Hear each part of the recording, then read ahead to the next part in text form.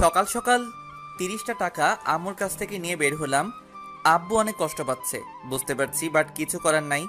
আজকে ভার্সিটিতে আমার পরীক্ষা, তাই তাড়াতাড়ি করে বাসের জন্য বাস স্টেশনে দাঁড়িয়ে গেলাম।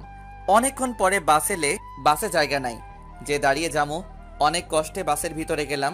10 মিনিট পরে ভার্সিটিতে চলে আসলাম। আর আমি নেমে গেলাম, বাসা থেকে না খেয়ে চলে আসলাম। হাতে আছে 20 টাকা, বাসায় যেতে লাগবে 10 টাকা, আর 10 টাকা আমার কাছে থাকবে। ওই 10 টাকা দিয়ে একটা রুটি খেতে পারবো। দোকান থেকে একটা রুটি কিনলাম আর খেলাম, সাথে 1 গ্লাস পানি খেলাম। 10 টাকা দিলাম। তখন দোকানদার বলে, মামা 12টা দেন, 10 টাকা না। মামা রুটি 10টা না? মামা, রুটি 10 টাকা, সাথে 1 গ্লাস পানি, আর পানি হলো 2 টাকা। মামা 2 টাকা পরে দিয়ে দেই, আমার কাছে যে টাকাটা আছে সেই টাকা দিয়ে বাস ভাড়া দিয়ে বাসা যেতে হবে। ঠিক আছে মামা, পরে দিয়েন। আমি ভার্সিটির ভিতরে চলে গেলাম। সোজা আমি আমার সিট খুঁজতে লাগলাম। 1 মিনিট পরে আমি পেয়ে গেলাম। আমি বসে আছি, সিটে সবাই চলে আসলে, কিন্তু আমার সাথে যে লোকটা বসবে সে এখন আসে নাই। স্যারও চলে আসলে খাতা দিবে, তখনই একটা মেয়ে এসে হাজির। সবাই ওই মেয়ের দিকে হ্যাঁ করে তাকিয়ে আছে। দেখতে ঠিক পরীর মতো সুন্দর, বাট এই মেয়ে এখানে কেন? কখনো তো দেখি নাই এই মেয়েকে আমাদের ভার্সিটিতে। তখনই স্যার, আরে আদিবা, ভিতরে আসো। আর সবাই শোনো, ওর নাম আদিবা। আজ থেকে সে তোমাদের সাথে পরীক্ষা দিবে আর সে তোমাদের সাথে পড়বে। যাও, তোমার সিটে গিয়ে বসো। মেয়েটা এসে আমার সাথে বসলে, আমার সাথে বসতেই তার একটু সমস্যা হচ্ছে, তা আমি বুঝতে পারছি। আমার কাপড়গুলো একটু পুরনো টাইপের, তাই আমি মেয়েকে বললাম, হাই, আমি আবির আহমেদ আদি। মেয়েটা ভাব নিয়ে কোনো কথা বলে না। তখন বুঝলাম মেয়েটা বড়লোকের দোলানি, তাই এত ভাব। স্যার খাতা দেওয়া শুরু করলে, সাথে প্রশ্ন। সবাই লিখতে শুরু করলে, আমি আমার মতো করে লিখছি। সবাই এক্সট্রা পেপার নিচে, আমি শুধু তাকিয়ে তাকিয়ে দেখছি আর ভাবছি কি এমন লেখছে তাদের এত এক্সট্রা পেপার লাগে। আমার তো আরো অনেক পৃষ্ঠা বাকি আছে। দেখতে দেখতে প্রায় সময় শেষের দিকে চলে এসেছে। তারপরে গিয়ে একটা এক্সট্রা পেপার নিলাম।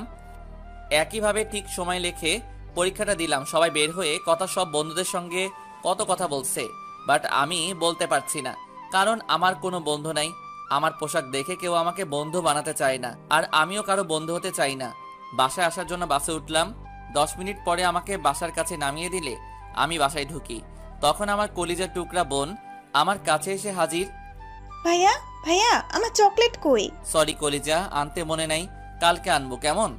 আমার কাছে টাকাও শেষ হয়ে গেছিল, যার কারণে চকলেট আনতে পারি নাই। আমি প্রতিদিন ভার্সিটি থেকে আসার সময় চকলেট নিয়ে আসি। আর হ্যাঁ, আমার ছোট বোনের নাম মারিয়া। আচ্ছা। ওই পাগলি, রাগ করিস কেন? বললাম তো সত্যি মনে নাই। তখন আম্মু বলে, আদি, ফ্রেশ হয়ে খেতে আয়।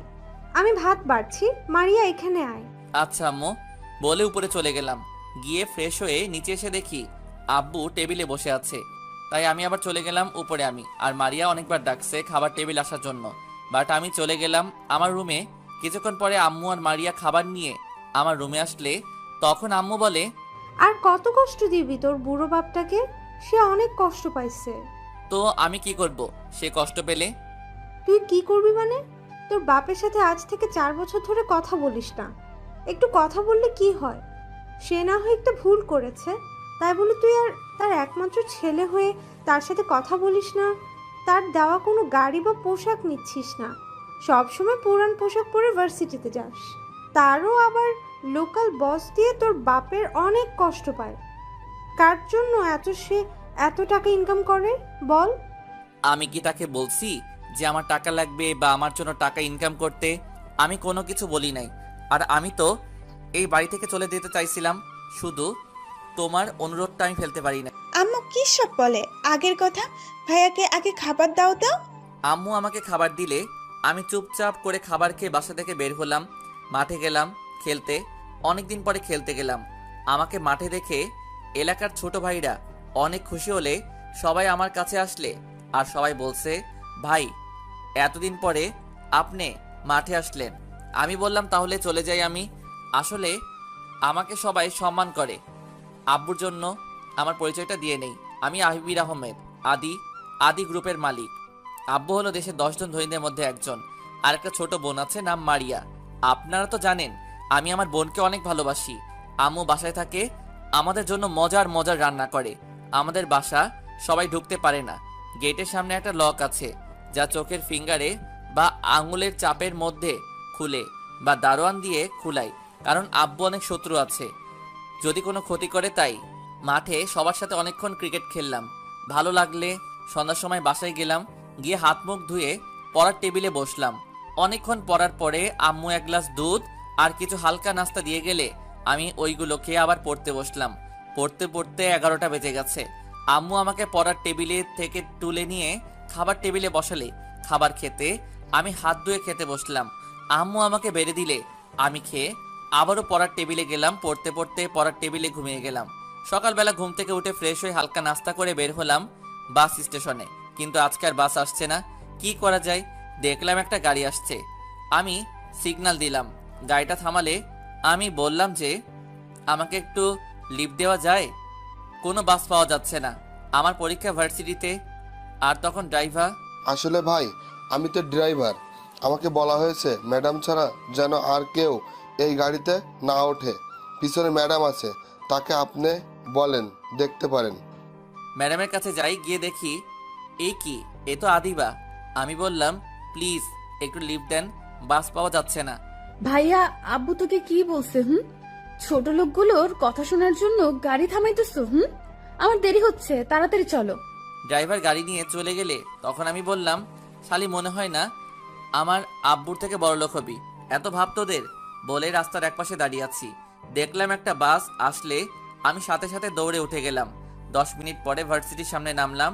রুটির দোকানে গিয়ে আগে 2 টাকা দিলাম, তারপরে ভার্সিটির ভিতরে গেলাম। গিয়ে দেখি সবাই লেখছে। পরীক্ষা 5 মিনিট আগে শুরু হয়ে গেছে। আমি ভিতরে গেলাম স্যার বলে। তুমি আসতে এত দেরি করলে কেন? আদিবার দিকে একটু আর চোখে তাকালাম আর বললাম বাস সময় মতো পাই নাই। ও, কাল থেকে একটু আগে বের হবা, তাহলে বাস পাবে। আমি বললাম জি স্যার বলে লিখতে থাকলাম। শুধু ফারুক স্যার আমার সাথে সুন্দর করে কথা বলে, আর বাকি সব স্যারের একটা চিন্তা করে আমি কি করে এই ভার্সিটিতে ভর্তি হলাম। যাই হোক, আগে পরীক্ষা দিতে হবে। আর কথা না বাড়াই, আমার হাতে সময় আছে 2 ঘন্টা। আমি প্রশ্নটা দেখলাম সবগুলো কমন। আমি লিখতে থাকলাম। অনেকক্ষণ লেখার পরে হঠাৎ মনে হলো কেউ আমাকে কলম দিয়ে খোঁচা দিছে। দেখলাম আদিবা। হাই, আমি আদিবা। আমি কিছু না বলে চুপচাপ করে লিখতে থাকলাম। আবারও খোঁচা দিলে কলম নিয়ে বললাম, কি সমস্যা?